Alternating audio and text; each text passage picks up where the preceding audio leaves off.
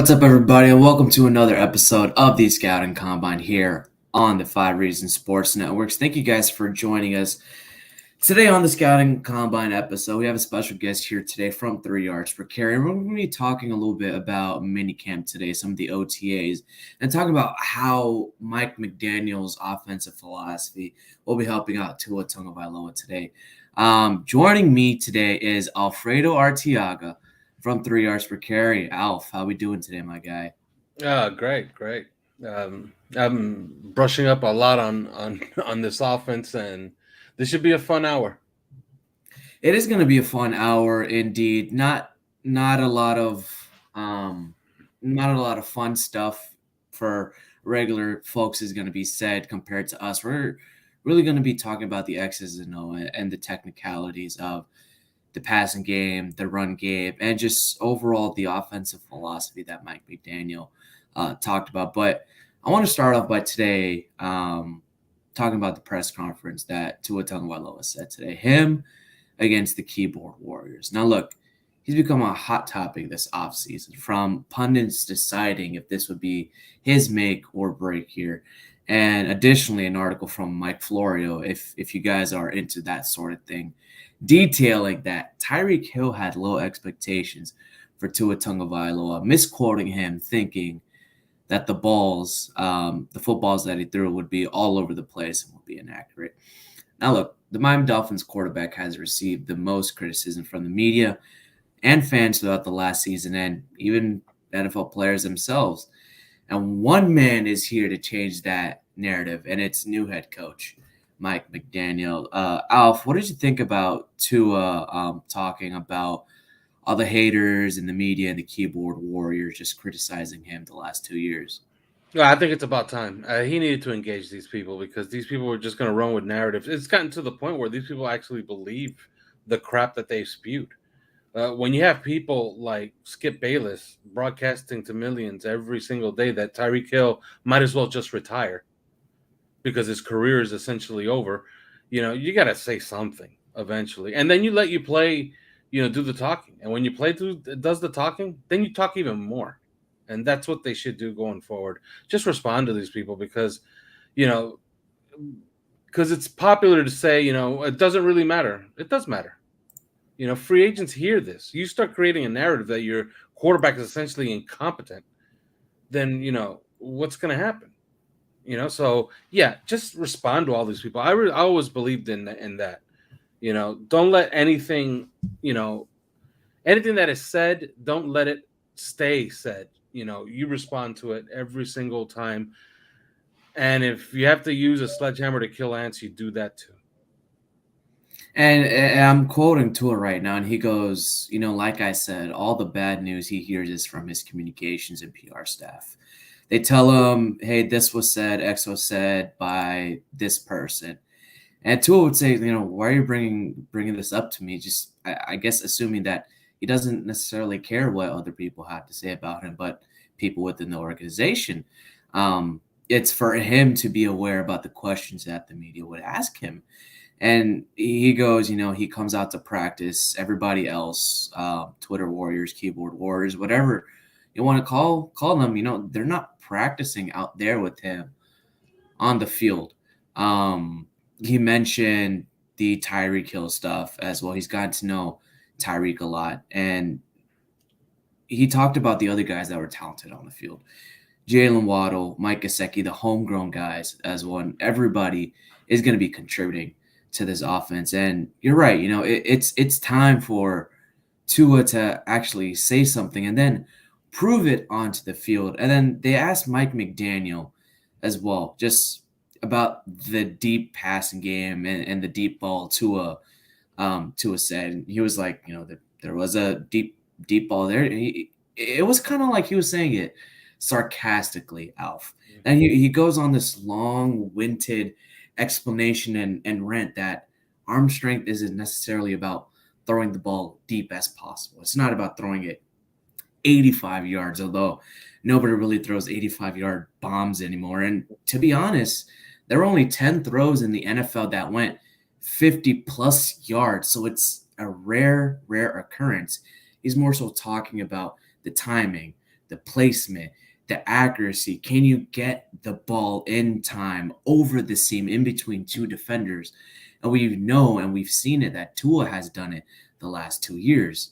Now, McDaniel is finally seeing this on the practice field, and he's telling everybody the narrative is stupid. What were your thoughts about McDaniel basically backing his quarterback up? Well, he's using common sense, and he's doing something that his predecessor never did. His predecessor would have just left it there, and he would have just assumed that everybody was just an idiot for asking, and he would have left it unsaid. This guy is different. This guy is actually gonna respond to people, and he's actually gonna set the record straight when it needs to be set straight. So yeah, I was very happy with his comments. Absolutely. Of course. Now, as we move on, there's a development more so on the trail other than Tua and his deep balls. Connor Williams as the new center.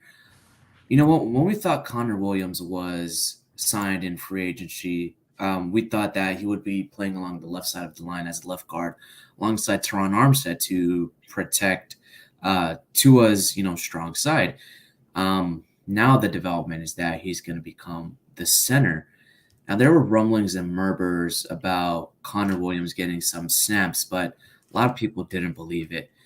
When you take a look at the offensive line as a whole, and I know CK tweeted this out and said it in a couple of podcasts ago with 3 yards per carry, McDaniel needs a cerebral center in this outside zone scheme. We know of a couple of centers like that in the NFL. J.C. Tretter was one. Alex Mack, who just retired from the San Francisco 49ers, was one as well. Does Connor Williams have that football IQ and physicality that's needed to play center in this scheme? Oh, absolutely. And not only did he have a 34 Wonderlic, but he could hit every single block. He's a physical. Oh, you're talking about Wonderlic now? Oh man, you sure? So, you sure that's competent enough for offensive line play that people debate this about quarterbacks too? Connor Williams fits every single bill as far as the center. He checks every single box. And CK today on OnlyFans, he had posted something about what Kyle Shanahan had told Brian Hoyer you needed to run a successful offense. And if you look at the list, it's right down the list, everything that Miami has. A dominant X receiver, they got that. Possession receiver, they have it. A burner, they have it. Pass catching tight end, they have it. 2 pass catching running backs. They actually have 3. A cerebral center. That's in there for a reason, right? And if you think about it, not only does Connor Williams give you that, but he's also a physical dynamo at the position. He has good enough foot speed to cut off the backside pursuit, and he's also strong enough to seal the front side on inside zone. So there's not a block he can't hit in this offense. And if you break down what they want to run and what they're going to run, they do need a cerebral center, because the cerebral center is going to have to make a lot of line calls. Are going to be relayed from the quarterback based on the numbers, and we'll get into that a little bit later on. But yeah, we might not run as much through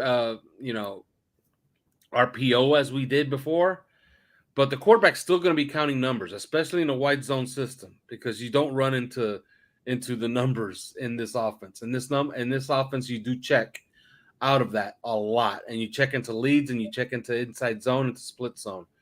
So how is that accomplished? That is accomplished with the quarterback recognizing and then passing it on to his center, and I think it just makes a lot of sense, to be completely honest. And look, man, this is a seamless transition into exactly what Mike McDaniel brings over, and he makes the run game cool again, dude. I mean, they hired him as their new head coach, and his scheme brings a potential dangerous run game to Miami. And I think it's a needed makeover for this team. When was the last time we really had a dominant rushing attack? Maybe 2016, which was so-so. Finally led us to the playoffs. Jay Ajayi, 3-4 games that were really, really good to push for the playoffs, but nothing concrete.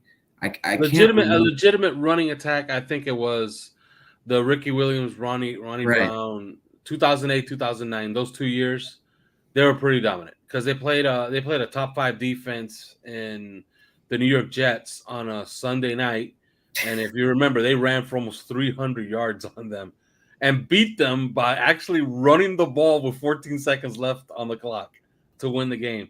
So that's when you know you have a really good running game, when you just run the ball with 14 seconds left to win the game, and you know that they can't stop it. And sure enough, they didn't, and Miami won that game that way. And So and look, the run game has been bland for the better part of the last 20 years, with struggles on the offensive line in the backfield. Since 2012, Miami has only had two 1,000-yard rushers in Lamar Miller, and Jay Ajayi. With his predecessor, Brian Flores, Miami's leading rusher was quarterback Ryan Fitzpatrick, who retired today over a glorious, glorious career. And, it was clear that Miami needed to address these things in one of the most prolonged issues with their previous struggles. And maybe they might finally have a presence in the backfield they haven't seen in the Ricky Williams era. Now, a lot of offensive systems involve the power run philosophy, but in the era of the Matt LaFleur, the Sean McVay, the Kyle Shanahans, the scheme Mike McDaniel brings is the same as theirs, and it has consisted of primarily outside zone runs. Now, Alf, can you explain in simple terms what the outside zone run is? it's very very simple. As far as the running back, he's running to a landmark, and the landmark is wherever your right tackle. Let's say we're running wide zone to the right, right? The landmark is wherever your right tackle was lined up pre-snap, right? That's a landmark. Once the play happens, your guard is going to actually have to try to get leverage on the three tech, okay, and basically pass him off. It's very similar to how they used to run slants or stretch zone. You remember the stretch zone play? Right.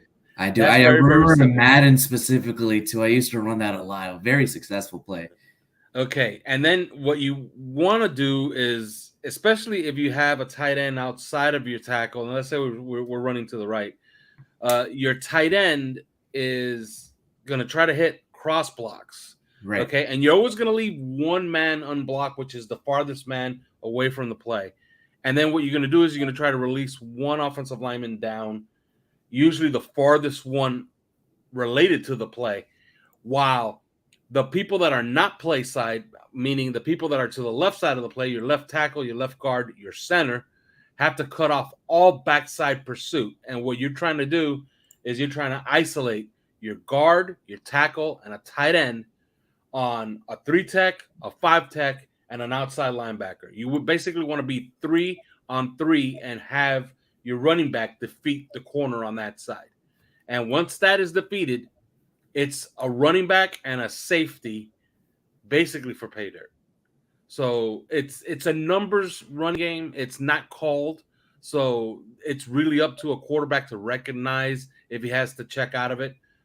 But you're trying to isolate parts of the field into smaller numbers so you can make your running game a little bit more effective. You're trying to simplify things by making it basically 3-on-3. Yeah, and as opposed to blocking the nearest defender, which is what a power run philosophy um, dictates, the idea of this scheme is to secure a zone of the field. You're trying to win a matchup on the part of the field. And as Alf just described, these offensive linemen typically work together to double the team defenders labeled most likely to engineer a big stop, usually around the edges. And in doing so, they get out onto the edge quickly and stress these defenses out horizontally, which opens up various holes and cutback lanes for the running backs to run through.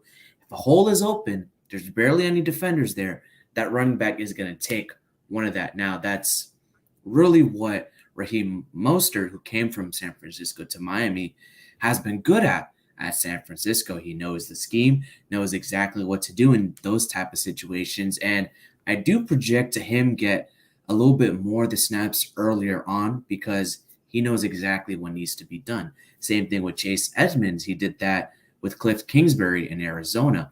Then it's going to become, okay, how do we get these young guys aligned in the running game? And then it's going to be up to Tua to really understand and master this earlier on in the beginning weeks of the seasons. Hmm. And look, Kyle Shanahan and his father, Mike Shanahan, have been among the pioneers of the modern zone offenses, using a variety of formations, personnel groupings, and especially pre-snap motions to make sure the defense doesn't know what's hitting them. Now, it was really big in 2012 with RG3, the formerly known Washington Redskins, who are now called the Commanders. They used a lot of pistol looks, 20, I want to say 21 personnel and 12 personnel to run what is now the read option, which has become a little bit of a fad. Do you see something similar to this in Miami? No, I think it's going to be a lot more pure. What is zone running? I think you're going to see a lot of split zone, inside zone. You're going to see wide zone, and then you're going to see leads called as checks off of wide zone. Um, it's easy to stop a wide zone by alignment and that's what makes a wide zone run system so good, is that once you line up and the defense is going to guess correctly, let's say they're going to guess correctly, okay?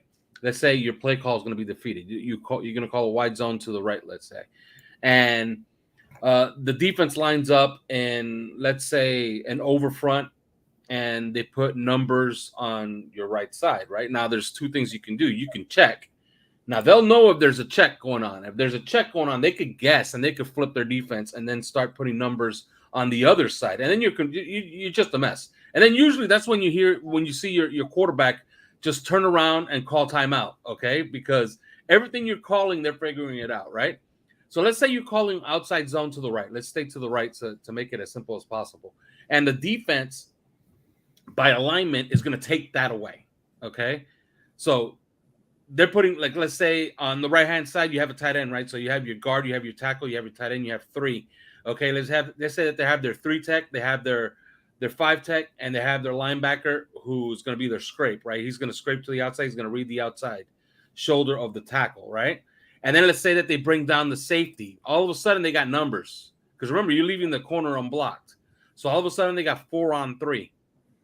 How do you check out of that? Well, very simple. You run a lead. You run a lead right at their 3 tech. And I especially love you brought this point up, because in San Francisco, they use the most pulling blockers to get outside as quickly as possible. And rather than lineman to lineman, you could use a pulling tackle. You could use motion. You could have the tight end or their fullback come across the side of the formation and get over to make it a numbers game. Maybe make it 4-on-4 or 5-on-4 to make it crucial in setting up big plays and freeing up the second level with these open lanes. Yeah, and this is something that, and then people are going to ask, oh, is Tua good at this? Oh, he's great at this. Good RPO quarterbacks know how to do this. They know how to count people in the box, and they'll know how to check out of stuff, right? So it's going to be fun to see what are their counters. You know, what are they going to be their what are going to be their checks. I can only go by what they did in San Francisco, and what they did in San Francisco was pretty simple. Like, you defeated their play call on wide zone, they checked the leads, you know. Or they checked a split zone, or maybe even inside zone if they felt that they were going to get the numbers, you know. But back to the personnel side, yeah, you really do need a center if you're going to be doing all of this stuff. And especially, look, in our division, we're going to play a team in the Patriots. We feel like we're better than the Patriots, and we should win both games. Patriots are very smart as far as how to call defenses. You don't figure that you're going to be able to just call outside zone and they're not going to recognize our looks, right? So they're going to make us check a lot. And that's basically what we're going to have to do. And I think Tua's perfect to do this. He really is. And look, another crucial aspect is especially about making these checks and these pull blocks is the idea of misdirection. You have Tyreek Hill and Jalen Waddle on both sides of the ball. You have a fullback now. This scheme and what the 49ers relied on heavily was reading leverage and those light boxes. And to get these looks more often, they'll bring pre-snap looks that give the appearance of a different play, such as a run to the opposite side. You could have the same play in different formations, in different personnel. Once you get the look that you want, the lineman will pull across from the formation and get upfield. And now more than ever, I do think Miami will be utilizing these pull blocks, and they've brought in the right coach, Mike McDaniel, and also Boston College. If you guys watch some Boston College film, not many people have, but Matt Applebaum and that BC line used a lot of those pull blocks with Alec Lindstrom and Zion Johnson as a center and guard. Now, look, there will undoubtedly be concerns whether Miami's current offensive lineman can run this scheme. Teron Armstead has done it before. Okay. Connor Williams has done this before as well. I believe Robert Hunt at Louisiana has done some form of this as well, but the Cajuns have more so gone along that power scheme the last couple of years. But it can work. It can work. The other element is that extra layer of Tyreek Hill and Jalen Waddle. Now, Tyreek Hill was a former running back at Oklahoma State and has logged snaps with Kansas City. How does Hill provide that extra layer in that run game, Alf? Well, especially if he's play side. If he's play side, can you picture any scenario where they walk up the safety to try to get numbers on you? No, right? So, yeah, I can't wait to see this offense in action because theoretically, there's ways that I don't see how it could be stopped. If you could just hit a couple of blocks and you could just run the ball successfully, and I say successfully is league average. If you could run it for 4.2 yards per carry all year when you want to, okay, and have some balance. I don't see it like if Tyreek is play side, are you going to really walk up a safety on the running game? I don't think so, right? Because all it's going to take is one check and then have Tyreek run past you, and you just throw it up there, and they're gonna have 7 points dancing in their head. They're gonna be thinking, okay, the next time that we walk somebody up to stop a 4-yard run, it could be a 60-yard touchdown. Okay, let's not do that anymore. And then that keeps Miami right on schedule, running on first down when they have to, and running successfully. It keeps the two high safeties remaining too high and gives leverage within the intermediate game where we know Tua has struggled a little bit. But I think, and we'll get to this a little bit later, where he'll make such drastic improvements in the intermediate game because of the high-low offensive system they ran last year, and he'll learn from that. Now, back on to with Tyreek Hill, I want to touch up on Deebo Samuel a little bit, and here's something I found from Next Gen Stats. In Week 18, Deebo aligned in the backfield on 13 snaps, which was 29% of his snaps in Week 18, one shy of his career high set. 9 carries, 63 yards, touchdowns. Can Tyreek Hill or potentially Lynn Bowden be utilized in a similar fashion of Deebo Samuel? Or is it just going to be that two-back alignment that San Francisco has utilized with Raheem Mostert and Chase Edmonds as the first two running backs for Miami? Yeah, I think Allen Engel is going to play a lot. But the one thing I would say that you will hardly ever see is you will never see Tyreek Hill and Jalen Waddle lined up together as twins. Like, you'll never see that. I don't think you'll ever see that. And people would think, well, wait a minute. If you do that, you can run like scissors concepts and, that should put safeties in a bind. No, because when you do that, you're declaring yourself. Maybe pre-snap, you'll see them lined up like that. But then one will always be in motion, because once you put one of those guys in motion, safeties have to start making calls. And if your quarterback starts seeing the safeties move or moving off the hash, it kind of dictates where the wide spots, the wide open spots are going to be in either their zone or in their man coverage, okay? Who's going to be running away from coverage? Who's going to be running to coverage? So, yeah, that's one thing I would absolutely tell people to watch for when this offense starts to get into its own groove. One of those guys will always be in motion, and that's something that San Francisco always did with Deebo Samuel. The only thing is that they had him more of as a triple threat by also running him behind the formation and having him line up at tailback. I don't think Miami's going to do a lot of that with Tyreek Hill. I think they might do some of that in the red zone, where they could just get leverage plays and Tyreek Hill get you a touchdown from the 8-yard line just because he's Tyreek Hill. Right. You know what I mean? But that's something that they did successfully last year with Jalen Waddle a couple of times. They did. Okay. So I would say look for those two keys, and that's extremely important. If you might see it pre-snap, them and twins, because it gives you a look, and then you could actually see how they're going to counter that. But I would bet I would bet a lot of money that you're going to mostly see them on opposite ends, and one of them in motion all the time. And as you mentioned earlier with Alec and Ingold, this game prioritizes getting out in front of defenders and just the importance of lead blockers. And then, therefore, it comes back to the point, the fullback is one of the more significant components in effectively operating this type of offense. Now, do I think Miami will line up in 21 personnel a lot like San Francisco did? I don't think so. Shanahan has his unique personnel, as does Sean McVay, as does Mike LaFleur. And I think McDaniel will have his own way, whether it be in 12 personnel, an 11 personnel, or 21. I think he may be like how Atlanta was last year, utilizing different personnel looks just to create that diversity, this speed that Miami has, giving them a variety of looks but running the same type of plays. That's what this defense does too. Why not have the same thing across your entire organization?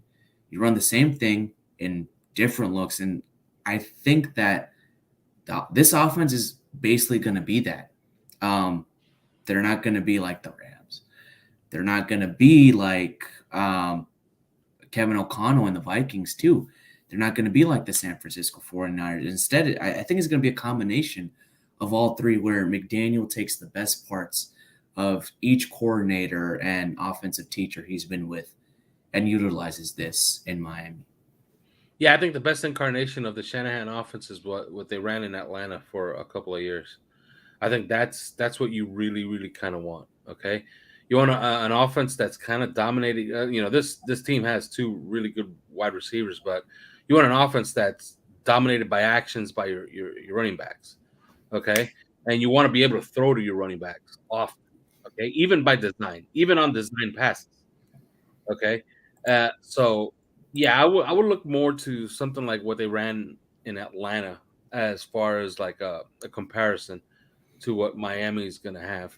But I'm also interested to see what's going to be their personnel groupings. Like what's going to Right. be the most dominant personnel groupings. I don't think you get into, and this is something that we reported on OnlyFans, and we said that they were going to go pretty far to get Alec Ingold. Alec Ingold had a suitor in the Packers, and the Raiders, after cutting him, wanted him to come back. They paid for him. Okay, you can make a strong case. He's maybe the second or third best fullback in football. I don't think you go out on a limb to sign that guy, and he's also he's always been a captain everywhere he's been as well. So he's like a team leader. I don't think you go out on a limb for a guy like that to play him 5 snaps a game.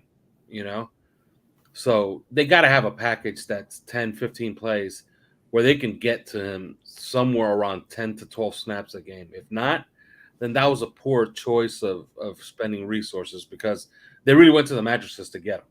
So I'm interested to see what are going to be their main personnel groupings because all of them have like a little quirk, right? Like if Yep. if you're going to play a lot of 11 personnel, which is something that is usually associated with this type of offense, especially with the Rams. Okay, there was one year where the Rams ran almost 88% 11 personnel. That was 2 years ago. Yeah, Last year's percentage was around 72, 73. And I do think Kevin O'Connell with Minnesota will be doing the exact same thing too. He has Dalvin Cook. He really only needs Dalvin Cook to really operate this offense with Justin Jefferson and Adam Thielen as well. yeah. So I'm interested to see what's going to be their dominant personnel grouping because 11 personnel, but with Mike Gesicki, I don't know Yeah. if that works. Maybe with Hunter Long, it's going to work. There's a lot of questions that are going to begin getting answered sometime in July. Now, in terms of the passing game, one thing I really identify was just the play action bootlegs, and I'm really glad you brought this up for Atlanta because that was my main point of this passing attack. And look, it's a mix of a West Coast passing scheme, right? It involves a lot of play action passes that can be deadly with a good running game, and it's comprised of a lot of slants and crossing routes, which Tua is good at. I think it's a perfect offensive fit for Tua. It truly maximizes everything he does well while limiting the things he doesn't do well. Now he's going to be asked to make quick reads, throw the ball primarily in the short zone or the middle of the field. Those slants, crossing routes, screen passes, and dig routes are going to be the bread and butter of this offense's passing plays, and he excels in those routes. It's that pace and space, RPO thing, and surprisingly, the 49ers actually ran a lot of RPOs last season too, which were confused as passes. And Mike McDaniel was considered the new age architect of the Shanahan system. Now, the biggest name in 2016 was Kyle Shanahan, who was then the Falcons offensive coordinator. And the reason why he was the big name is because of he understood the vast superiority of those play action passes as much as or more than any offensive coordinator in the NFL back then. And over from 2011 to 2016, Shanahan's offenses have never finished outside the top 10 in play action rate. And this is where it gets interesting for Miami and especially Tua Tagovailoa. At Alabama, Tua Tagovailoa's had a 43.8% of his passes were out of play action. They were never under center, and they were almost exclusively out of shotgun. And it's because of the run fix. And I'll tell you this. Of 29 qualifying starting quarterbacks in the NFL in 2016, 19 saw their completion percentages rise with play action compared to no play action. And in 2021, about 25 of them saw their completion percentages rise with play action compared to no play action. And I'll detail Jimmy G and Tua's as well. When kept clean, passing under pressure, Jimmy G had a 90.2 PFF grade, 91.3 for the offense overall. Play action wise, Jimmy G was a 71.5 grade per PFF. Tua Tagovailoa, when kept clean, he had an 83.6 PFF grade. With play action, he had an 80.3 grade. Now, this basically tells me play action is the way to go. Those RPOs is the way to go. And when you look at what Atlanta did, and you go to Matt Ryan, no play action and just his yards per attempt for Matt Ryan was 6.8. Play action, 8.4. He had a higher touchdown rate, a lower interception rate, a lower sack rate, and his quarterback rating was a 96. Now, those grades are a little bit minuscule when you compare no play action to play action, but nowadays in the NFL, everybody is using play action passes to get more explosive on offense and score more points. Gone are the days of running out the clock. It's about scoring fast and scoring more. And Alf, I know you have a bit more knowledge about this with play action passes. You've seen it your entire career. How do you think this will benefit Tua? I think it'll benefit because it's mostly timing, right? And he complained this week. I don't know if you saw the article where the previous offense, he basically said it was a bunch of one read stuff, and that they wanted him going to certain places pre-snap. Okay, in play action in this type of system, it's a little bit more different than what most people are used to as far as play action. Usually, what people think when they call a play action pass, it's probably a two route play. So you're gonna sell the fake, and then you're just gonna have two simple reads, right? In this offense, is a little bit different. In this offense, when you have a play action pass, you have three level throws. Okay, you're gonna have what is the primary, which is usually the intermediate route. You can have the deep route depending on what's the coverage. If the safety completely sells out on the deep route, I don't know who the hell would do that against Miami with Jalen Waddle and Tyreek Hill. But let's say it happens. Then you go deep, right? Right. And then you have the check down route. Okay. So it's going to be 3-level throws. And the progressions are the opposite. Are you talking about the high-low crossers right now, especially on this? Yeah. Okay. Especially in play action. The progressions in this offense are completely different than what normal play action offense is. Normal play action offense is deep to intermediate to check down. Right. This one is intermediate to check down to deep. Okay? So, it's odd, but not when you really think about the way that they're going to design this offense. Okay? Since most of it is going to be delayed, especially delayed, releases, okay? Especially a lot of switch releases in this offense. They use a lot of switch releases, okay?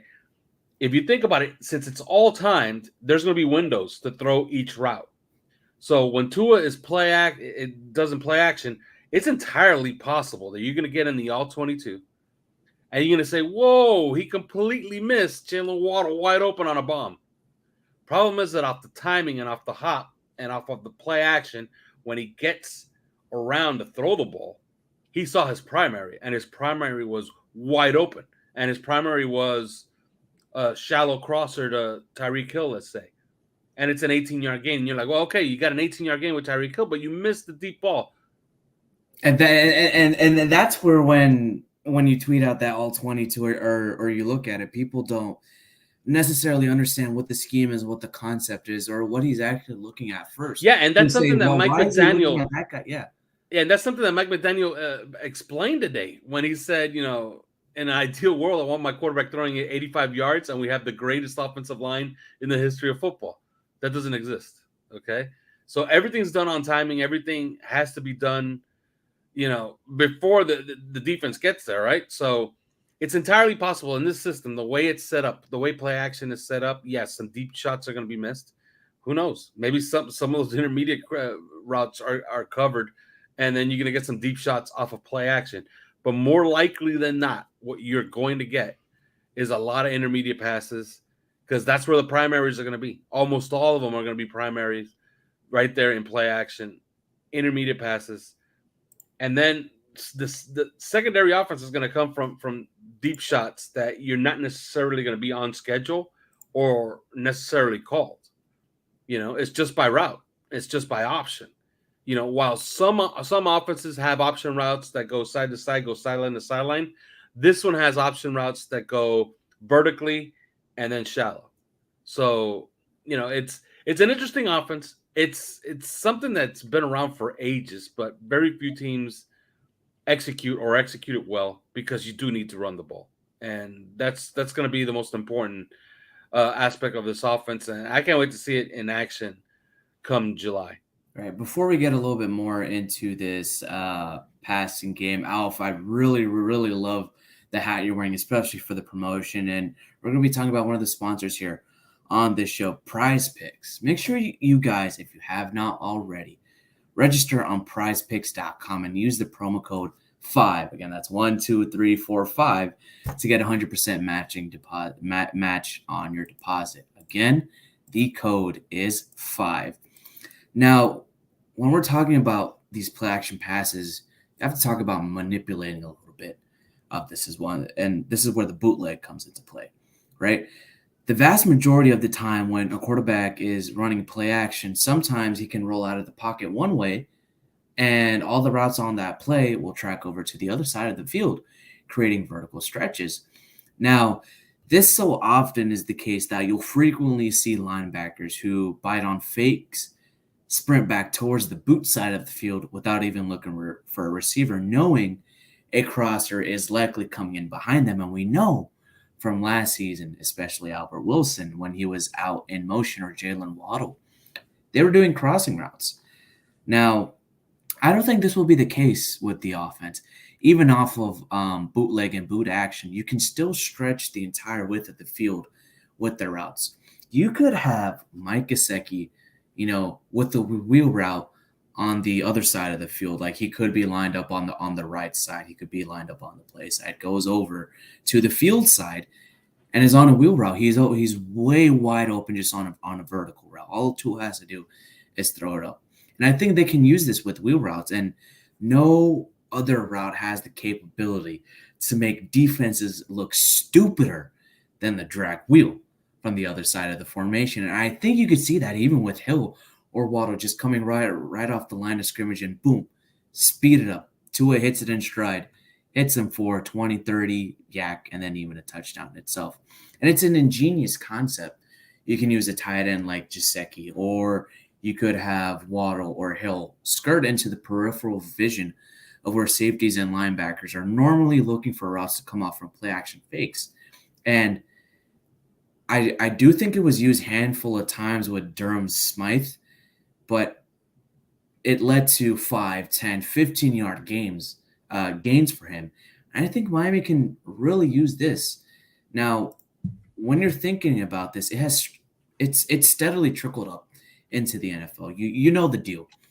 The quarterback, the line, the running back, that they're set up like it's outside zone.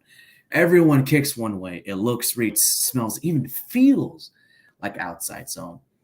Only the quarterback keeps the ball, rolls to the outside, away from the pass rush, and then surveys the landscape. Now, the flood concept is a traditional bootleg type of concept. There's a deep route, intermediate route, and a short route. But now in the modern game, it's almost all about quarterbacks being mobile enough to be a perimeter threat. And we know Tua can run it. The quarterback, as some coaches like to say, they can be their own check down. If nothing is open, he can carry the ball himself. Usually, the quarterback rolls, opens up the hip, and fires to the receiver, swooping across the field. The defense bites one way, the ball flies the other way, kind of like how we saw Tua throw it to Mike Gesicki in the Arizona game. I feel like that was just a good indication of his skill set, and it's something we needed more out of this offense. Yeah, I completely agree. And that's something you are going to see. Like those waggle concepts, like all that's going to stay in the playbook because I saw San Francisco run plenty of it. And as far as Atlanta, we've already talked about Atlanta as a comparable. They ran it a ton. Now, all these teams have the personnel to do it, so do the Dolphins. So it's just a matter of seeing it in practice. But I'm still wondering as far as the personnel groupings, what's going to be their dominant personnel groupings, because that I'm completely at a loss. I don't know what's going to be their dominant personnel groupings, and I guess we're going to see in July, right? It's going to make a lot of sense in July. Are we even able to tweet out or say what the personal groupings are? Because I know that's the thing, right? Like they're yeah, they're probably not going to let us do that either. exactly Like the reason we know Connor Williams is because playing he said it center. himself. Well, he said it himself, but also some national types have been out there saying like, "Hey, he's playing center." Although some of us already knew, but we couldn't say anything. But once the national people say it, I guess we can say it.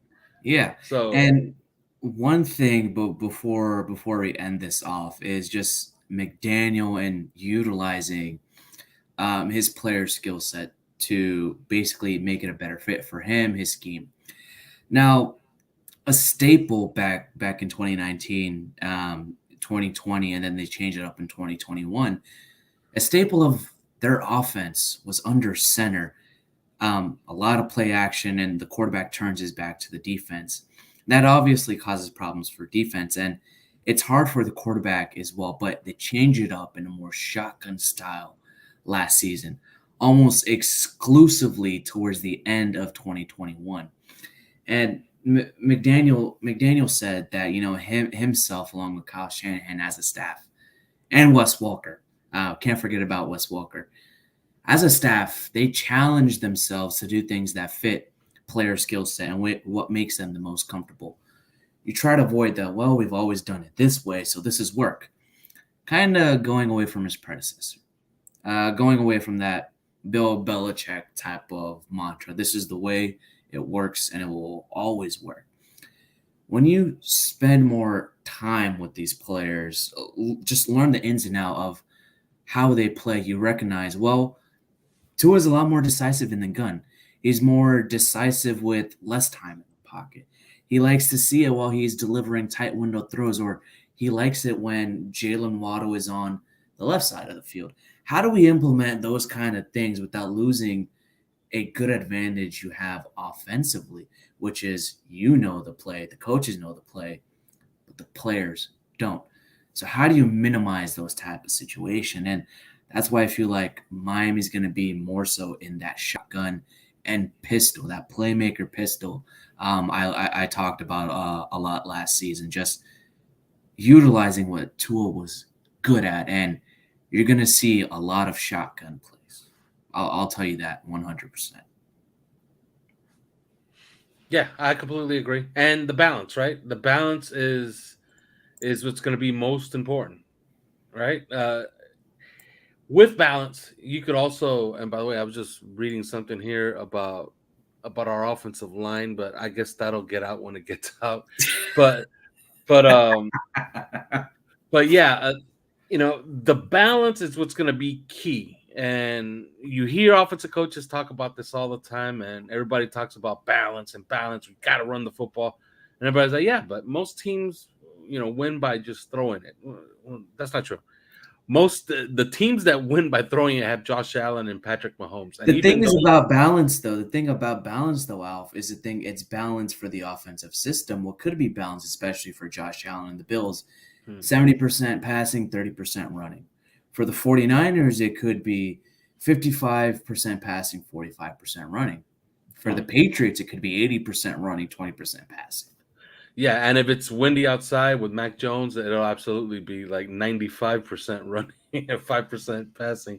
But balance is key in this offense because you want to get to stuff in this offense. This is not an offense where, look, most people know how you arrive to a Sunday, right? You're playing on Sunday. Your first practice day is on Tuesday. You're gonna do your install on Monday. The coaches already met, and they have kind of an idea of what the game plan is going to be. On Tuesday, you're installing the game plan. By Thursday, you probably have somewhere around 40 to 50 plays in the playbook that you're taking with you on Sunday. Most playbooks have somewhere around 1,500 plays, something like that. Mm-hmm. Like maybe 140 different plays of every single variation of every single formation. So you could get into the thousands of plays rather easily. Well, what you're going to do Tuesday to Thursday is get these guys to get in tune with a game plan that's going to have 40 to 50 plays.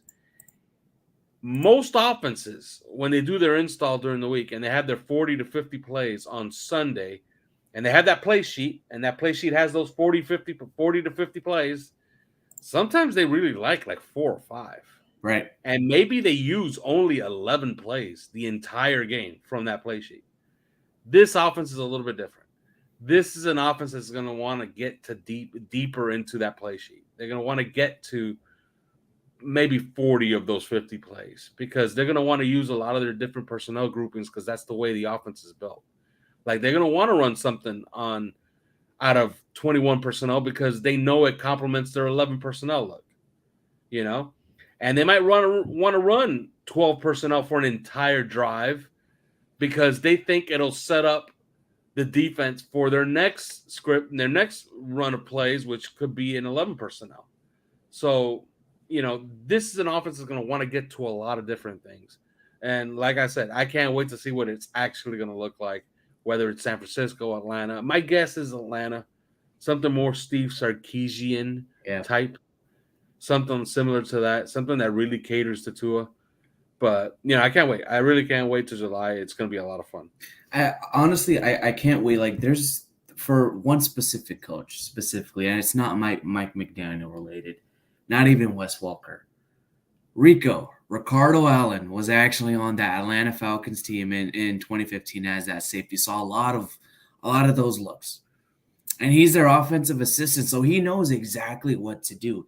He knows exactly what Tua needs to be doing. That offensive line, the running backs, what the receivers need to be doing on those option routes, on those slants, on those crossers, and how to block as well. And I am actually excited to see Rico's development throughout these next couple of years as a coach. And I think I'm not going to bet on it because I'm not that big of a betting man.